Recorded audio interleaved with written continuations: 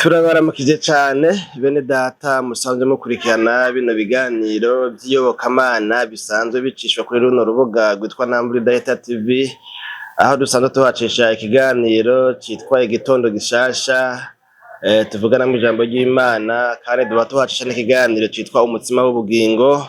Sivyo vyonyene, duba tuhacisha n'ikiganiro citwa yaga muganga, aho tuvugana ku bijanye n'amagara y'abantu bivanye n'impanuro canke icigwa ntungamagara tuba twateguye kubashikiriza. Muteramanye na jewe rero Janvier Imana irambona, uyu mwanya nagomba ngo dusangire ijambo ritaza kumara umwanya muremure, dusoma mu gitabo canke icete Pawulo, ibaruwa Pawulo yandikiye Abaroma, ni igice c'12 duca dusoma imirongo ibiri, ari wo murongo w'9 n'umurongo w'8. Tuharaba ijambo ngomba ko dukuramwo, murihanganira ibindi mushobora kumvamwo vy'induru, imiduga n'iki. Murabona yuko umuntu abiteguriye ku kazi, bivanye nuko nyene imyanya twama twavuze ko imyanya itoroshe bivanye n'umwanya muremure cane umuntu amara kuri kano kazi, ariko mugabo kandi navyo nyene kubera ko bino bintu umuntu abikunda vyo muri media vyo gusangira ijambo canke inyigisho ntungamagara n'abasanzwe bakurikirana runo rubuga rwacu, bihora biba ngombwa yuko tubashikiriza bimwe bimwe tubifatiye ngaha ku kazi nyene. None rero murihangana ikibanza n'ibindi mwoshobora kumvamwo bindi, ariko mugabo ndizera yuko iri jwi muryumva kandi mukumva nico dutumbereye kuvugana namwe. Dusome rero ya mirongo ibiri yo mu gice c'12 mw'ikete Pawulo yandikiye ishengero ry'Abaroma, umurongo w'9 n'umurongo w'10. Ijambo ry'umutwe rivuga ngo abakristo uko bakwiye kumera, urukundo rwanyu rwoye kuba uruheyiheyi, mwanke ibibi, mumatane n'ivyiza. Umurongo w'10 nawo nza gukuramwo ijambo ngomba ko tuvuganako, kubyo gukunda bene data mukundane rwose, ku vy'icubahiro umuntu wese ashire imbere mugenziwe, Imana yacu nihimbazwe. Ngomba rero gukora muri ijambo rivuga ngo ku vy'icubahiro umuntu wese ashire imbere mugenziwe, ku vy'icubahiro. Icubahiro ndizera neza yuko abantu mwese muri murakurikirana ino video mumva iryo jambo muritahura, kandi ndizera yuko ata muntu numwe adakunda icubahiro atipfuza kubahwa, kuko kubahwa biraryoshe, kubahwa ni vyiza, kubahwa bituma wumva ko ufise ijambo, kubahwa bituma wumva yuko uri umuntu afise agaciro, kubahwa bituma wumva yuko novuga ngo utari nkengerwa, utari umuntu ataca amaze. Kubahwa nari kuvuga mbere ngo biravyibusha, kubahwa biratuma umuntu yumva yuko mu vy'ukuri muri societe nawe ari kiremwa muntu.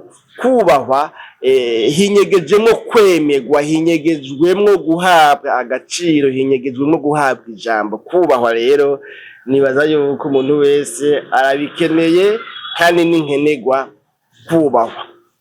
Mu ngo abubatse ingo, ndizera yuko iyo hatabayeho kubahana, umwe muri bo arashobora kumva yuko umengo nyene arakandamijwe, arahonyangiwe agateka. Igihe cyose umuntu atubashwe, abona yuko ari ahantu atubahwa, bituma yumva yuko aho hantu atemerwa, bituma yumva yuko atakaje ikintu kidasanzwe mu buzima, mbere bikaba vyokwega induru, vyokwega kwahukana kumbure kububakanye iyo hatariho kubahana. Kubahana rero ni nkenerwa cyane. Kubahwa rero icubahiro, ivyo niko ndagomba kuvuga ko mugabo ntumbereye kuza muri iri jambo rivuga ngo kubahana.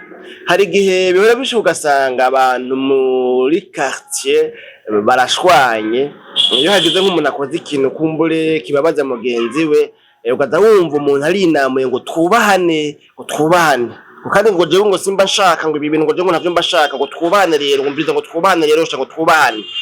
Muyandi majambo bagombye kwerekana yuko uyu muntu ahejeje kudepasa amalimite, uyu muntu amurengeye akarimbi, ico kintu akoze, ivyo bintu amukoreye, amukoshereje, amurengeye akarimbi, akamubwira twubahane. Mu yandi majambo bisigura ngo ibi bintu nkoreye ntunyubashe, ibi bintu nkoreye nta cubahiro kirimo, ibi bintu nkoreye ntunyubashe. Aha rero twubahane, Imana yacu nidutabare. Rero uyu yandikiye iri shengero ry'i Korinto ni Pawulo murazi yuko niwe muntu wa mbere yanditse ibintu vyinshi, ibitabo vyinshi sous forme y'amabaruwa, y'amakete, y'amaletre, y'amaepitre. Ngaha muri Bibiliya y'igifaransa bakoresha ngo ijambo epitre. Rero niwe yanditse ibintu vyinshi muri bino bitabo bigize isezerano rishasha. Rero rino shengero ry'Abaroma aribwiramwa no majambo, rero harimo ijambo rivuga ngo kuvyicubahiro, kuvyerekeye icubahiro, ariko ababwira ngo ingene abakristo bakwiye kumera, ingene abantu bakijijwe bakwiye kumera, ingene abantu basenga Imana bakwiye kumera. Ababwira ngo rero mwebwe abakristo, mwebwe abakizwa, mwebwe musenga Imana, mwebwe mwitirirwa Yesu Kristo, umviriza kubijanye n'icubahiro, mwebwe bitandukanye no mw'isi, kuko mw'isi amategeko ahari yerekana yuko akaruta kandi kumbure kakamira. Kuko nk'ubu nk'akarorero ntiwobwira umwami ngo mwami ngo kubahana ngo ni ibintu novuga ngo hariho isano magaruke, ni ibintu tugiriranira, jewe ndakubaye nk'umunyagihugu, jewe hama nawe mwami utegerezwa kunyubaha. Ntushobora kubwira perezida ngo utegerezwa kunyubaha, ngo ni itegeko. Nta tegeko rihari ritegeka umuntu wo hejuru, umuntu w'umutegetsi, umuntu w'umutware, rimutegeka yuko ategerezwa kubaha umuntu mutoya. Ni ukuvuga mu buryo bwo kwerekana yuko aciye bugufi imbere y'umuntu mutoya. Oyaye, ngomba kwerekana yuko ingene intwaro zimeze, ingene mw'isi bimeze, mu nzego zitandukanye hariho icubahiro umuntu mukuru ategerezwa guhabwa byanka byakunda ku bw'ico kibanza uyu muntu mukuru arimo. Ariko mugabo uravye mu buzima bwa misi yose ntusanga wa muntu mukuru nawe ategekwa, ahabwa itegeko rimwerekana yuko akwiye nawe kugirane kwicisha bugufi imbere yabo arongoye. Oyaye, ariko mugabo mu bakristo, mw'ishengero, mu rugendo ruja mw'ijuru, reka tuvuga gutyo, mu bintu vy'iyobokamana, Pawulo wewe yerekana yuko abakristo kubijanye n'icubahiro, umuntu wese, yaba umukozi w'Imana, yaba n'umukristo, yaba umuntu afise igikorwa kanaka mw'ishengero ajejwe, yuko burya umuntu wese akwiye gushira imbere mugenzi we.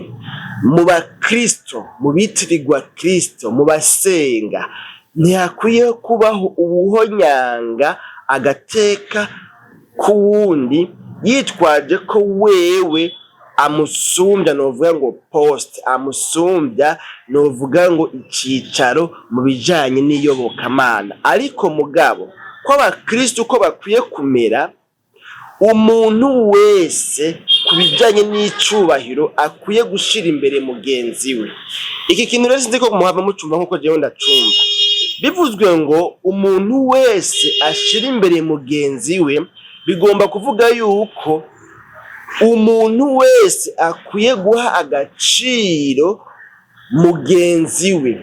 Bigomba kuvuga yuko jewe nkwiye kubona ko mugenzanje ansumba, nkwiye kubona yuko mugenzanje afise agaciro gasumba ako mfise, nkabimwubahira.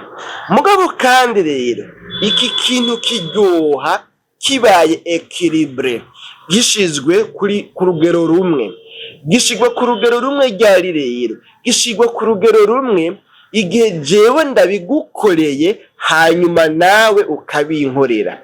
Jewe ninagushira imbere ko ufise icubahiro, ninakubaha ku rugero rukwiye ruhagije, hanyuma nawe ukanyubaha ku rugero ruhagije, jewe ntaco mpomba kuba ndakubashe, kuko kukubaha nagize ntigutumye nawe uca unshinyiza, ntigutumye nawe uca umponyangira agateka, ko kukubaha ngize kudatumye nawe unsuzugura, kudatumye nawe unkengera, kudatumye nawe ungaya. Muri ico gihe rero jewe ntaco mpomba kandi nawe ntaco uhomba, twese turunguka, twese turonka agaciro, twese novuga ngo iba 50% mu mpande zose nk'uko biba vyagenze. Ariko mugabo iyo umwe abikoze hanyuma uwundi ntabikore, muri ico gihe no kuvuga yuko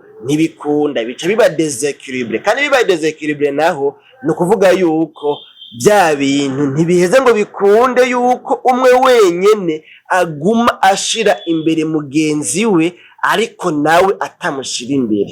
Ikintu rero kibisha ibintu nuko abantu muri societe tubayemwo bagomba kubahwa gusa, bagomba kwemerwa gusa. Abantu bararyoherwa nuko tubavuga neza, bararyoherwa nuko tubaririmba, bararyoherwa nuko tubahayagiza, mugabo nabo ntibagomba guhayagiza bagenzi babo. Uri nawe yavuze ngo ico utagomba yuko bagukorera nawe ntugikorera abandi, kuko nimba ari ikintu kikubabaza iyo bakigukoreye, menya yuko n'abajya abandi nawe ugikorera nabo bababara. Rero ko hari ikintu kikubabaza iyo bakigukoreye, nawe reka kugikorera abandi kugira ngo nabo ntibababare nk'uko nawe uhora ubabara iyo bakigukoreye. Mu yandi majambo, bijya wewe ushaka yuko bagukorera, kuko iyo babigukoreye uhora uryoherwa, uhora unezerwa. Nawe rero bijya bikunezera, nawe bikorera abandi, nabo babigukorera nawe bibakorera. Ni ukuvuga mwese murabikeneye, kuko bijya bikuryohera nabo birabaryohera. Kumbure nimba rero ushaka kubahwa, nawe ukwiye kubaha abandi. Imana yacu nihimbazwe. Nta n'amajambo rero murumva yuko yumvikana kandi atahuritse, kandi mu by'ukuri muri societe tubayemwo ndemeza ko bikorwa n'abantu bakeya, aho umuntu yumva yuko akwiye kubaha mugenzi we, naho yoba abonekana ko umenga uyo mugenzi we nta poste afise, nta mabanga ajejwe y'ubutware y'ubutegetsi, si umutegetsi, si umuntu novuga ngo aganza, aho umuntu yumva ko naho nawe ari hejuru afise ibyo asumbya abandi, yumva yuko nawe akwiye kubaha umuntu mutoya. Igihe nari Zambia, je narabaye Zambia, kumbura bahora bakurikirana ibiganiro muranashirako, nibaza ko muhora muvyumva, kumbure bishise nkabicishamwo, kubera burya muri make ibintu vyinshi mfasha nyigisho umuntu akoresha mu kwigisha cyangwa se mu kubwira abantu ibi bintu by'inyigisho no guhanurana, usanga harazamwo uburorero bw'ibyo umuntu yabayemo n'ibyo umuntu yaciyemwo.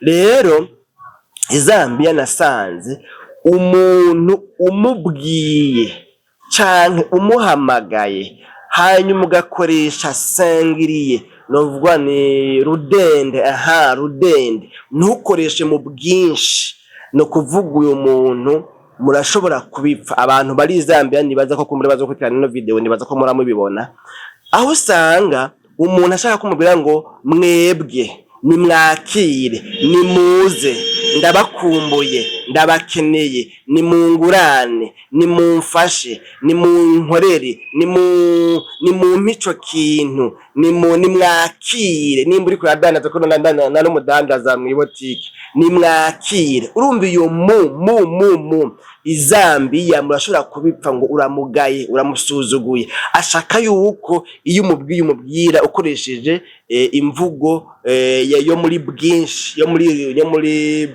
pluriel, ni bwinshi, rudende, bwinshi, girago, sinzi ko ndiko ndabivuga neza mu Kirundi. Urumva rero abashaka yuko ukoresha imvugo yerekana yuko umwubashe. Rero kubera yuko rujya rurimi rwabo nanje rwari ururimi rw'urushitsi ntamenyereye, kugira ngo sinzohava insanga biriko birangora ngo usange hari uwo nise muri bwinshi, muri pluriel nahaye icubahiro, n'undi ngo nsanga hari uwundi ntahaye icubahiro. Ni kuvuga ingene naco ndabigenza, naciye mfata ingingo yuko yaba n'umwana kugira ngo sinzohave nsanga hari uwo tubipfuye. Yaba n'umwana namwita muri bwinshi, muri pluriel, naramugwiza. Nakuvuga naho kabarakana navuga ngo nimuze, nimumpe, nimwakire. Abantu rero kadavuga ngo none amashiko nawe ngo rubaho gaye bukarenza. Ngo none umwana nawe ngo uyo mwana urumva. Rero nuko bimeze. Bararyoherwa izambiya ubabwiye ukoresheje ijambo ry'icubahiro mu gukoresha pluriel mu bwinshi apana muri rudende. Imana yacu ne dutabare. Ngaha rero twabonye amajambo avuga ngo kubyo gukunda bene data mukundane rwose, kubyicubahiro umuntu wese ashire imbere mugenziwe. Nano majambo kandi singomba kuyateba ko, ariko mugabo nayo ntumbiye kuvuga ngo muri societe tubayemo sino mu bakristo gusa cyangwa se sino mu bo dusengana gusa, naho woba uri umunyacubahiro ariko ukwiye kumva yuko uhaye agateka mugenzawe naho yoba ni mubo urongoye. Kuko nimba uri umutegetsi, uri umutegetsi kubera ko hari habutegeka. Rero bagutegeka nibo batuma uronka iryo zina, nibo batuma uronka iyo titre wewe ufise. Iyaba atari bajya abantu bato bato bahari, nawe iyo titre ntayo ufise. Ufise titre ya musitanteri, ya buramatari, y'umushikiranganje, kubera yuko hari habo ujejwe. Aba bantu bato bato rero nibo batumye witwa ico witwa ubu. Kubw'iyo mpamvu rero naho utopfukama imbere zabo, naho utokubita inkoro hasi, ariko ukwiye kububaha, ukwiye kubaha agateka, ukwiye kumva yuko bafise ijambo, ukwiye kumva yuko ari abantu bafise agateka.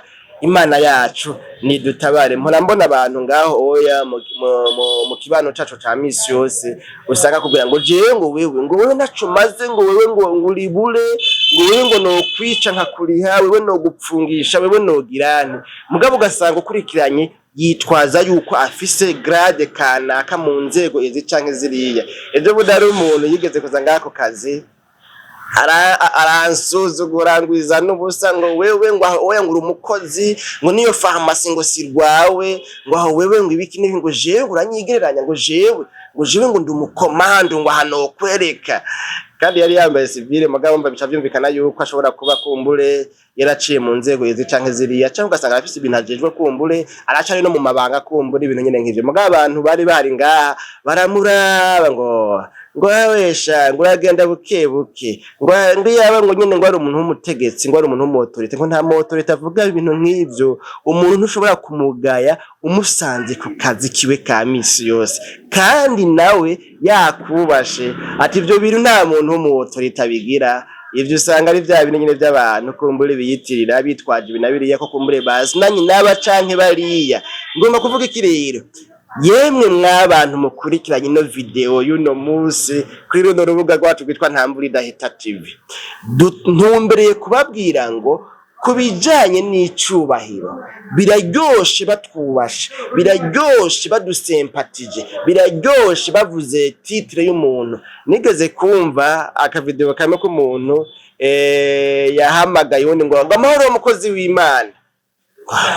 Umukozi w'Imana ngo jeri ngo ndengeye kwitwa umukozi w'Imana. Ico gihe ari umuntu bavuga yuko ngo ajejwe mu ishengero ryabo, nto kuri Rwanda bavuga kuko ntibikenewe, ngo yarajejwe ibikorwa kanaka ngo ku rwego rwa province yose. Rero uyo muntu mugabo kandi ico gihe twama duhura mu misozi ariko araduga n'amaguru, nta n'ipikipiki yari afise, nta n'ikinga yari afise, yagenda mu manama n'amaguru. Hanyuma rero iyo nakuriye mu ntara ya Bubanza iyo mva, ugasanga turahuriye mu misozi tuko turaduga twese tuva ku Muzinda tuduga muri commune Rugazi, ababaye yo murahazi. Akaravuga ngo jewe ngo ndengeye kwitwa umukozi. Yumva ngo mwise umukozi w'Imana, ngo mwise umuntu wo hasi, umushumba, umuntu bavuga ngo w'umucakara, umuntu aciye wo hasi hariya, novuga ngo rugara, sinzi nyene no kivuga nyine ngo mumve nyene icyo ngomba kuvuga. Urumva umengo uwo mwita titre kanaka, nimba nka bishop, ibintu nyene nk'ivyo oye. Ariko mugabo umukozi w'Imana n'umuntu wese akorera Imana kandi Imana yajeje ibikorwa ibintu nyene nk'ivyo noneho twese turabakozi b'Imana magabo ngakumva ko umengo uwo mwico ikindi kintu gihambaye hari n'abantu bahitamo kuvuga ngo jewe ndi umwana w'Imana sindi umukozi w'Imana mugabo ravyo ugasanga sinzi bivana kumbure n'insiguro umwe wese aba abihaye nimba wumva ko gukorera Imana utuma wumva umengo urumuja nturu mwishikira mu rugo kwa data wa twese ari Imana umuremyi w'ijuru n'isi kumbure bivana n'ivyo ubundi nawe rero nubise mu kavideo nawe nakuvuga yaramuramukije amuramutsa ngo amwita ngo umukozi w'Imana akamubwira ati ninde kubikoje nitwa gutyoye hanyuma turasubira mu amahoro ngo nyakuba ngo no president none kunyita ngo president ngo regare koko kubera kutagashirako ngo regare koko ngo nabi wanyu bakampaye ndi representant legal urumva kuba buze representant gusa nibihagije ariko ashize ko legale uvuga tumye nyine nivyo sawa ibintu nyene nk'ivyo muri kino gihe turi mu gihe abakozi b'Imana bagenzi bacu kuko twese dukorera Imana usanga umuntu arakoreshwa ibimenyetso n'ibitangaza n'ivyo arasengera abantu bagakira hanyuma agaca agomba yuko ibyo wovuga byose udashize mu izina ry'iwiwe ukamengo ibyo bintu wabisuzuguye urumva mbere yakagana n'igihe usanga abantu bagirwa no kumva ngo uvuze ngo Imana ya naka nk'ubu nka jewe kwa Janvier Imana irambona ugasanga umuntu wese yoshinga intaye mpaye microphone kuri Ntambwe Idahita TV nshaka yuko avuga ngo Imana ya Janvier Imana irambona Imana ya Ntambwe Idahita ari abantazi ya Ntambwe Idahita ugasanga atavuze ngo Imana ya Ntambwe Idahita niyo yabikoze ukamengo jiwe igrade yo bikoroze uravyumva ukumva umengo ni mpaka avuga Imana mugabo ashiremwo na jewe anshiremwo kugira ngo mu by'ukuri abantu baragwaye ingwara yo kwipfuza icubahiro abantu barakeneye kubahwa kandi kubahwa mu by'ukuri bumva nyine biraryoshe reka bavyifuze biraryoshe ariko mugabo rero nahamagarira umuntu wese yaba uhambaye n'uworoshe yaba umuntu nyarucari cyangwa se yaba umutunzi amenye yuko kubyicubahiro uko ijambo ry'Imana rigomba yuko wewe tukubaha nk'umuntu aturongoye nk'umuntu afise ibintu ajejwe ariko mugabo ijambo ry'Imana rishaka ko nawe umenya yuko uri umwubahwa kubera yuko hariho twebwe rero dutuma witwa umwubahwa twebwe dutuma witwa president w'ikintu kanaka wishirame kanaka wa komite kanaka